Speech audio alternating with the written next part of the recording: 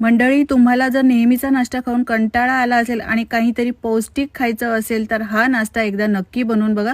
करायला खूप सोपा आहे. यासाठी मी सोयाबीन अर्धा तास पाण्यात भिजत ठेवले होते. यानंतर पाणी काढून घेतलं.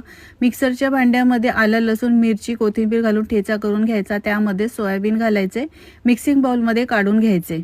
यानंतर 1 वाटी बेसन, अर्धी वाटी तांदळाचं पीठ, 2 चमचे कॉर्नफ्लोअर घालायचं, घरगुती मसाले, मीठ घालायचं, जिरं ठेचून घेतलेले धणे घालायचे, सगळं मिक्स करून घ्यायचं आणि हाताला तेल लावून अशा पद्धतीने हे कटलेट्स बनवून घ्यायचे.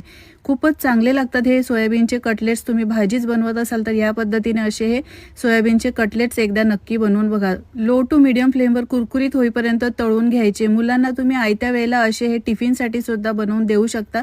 कटलेट रेडी करून एअरटाईट कंटेनरमध्ये ठेवायचे आणि सकाळच्या घाईगडबडीच्या वेळी तुम्ही असे हे त्यांना तळून देऊ शकता.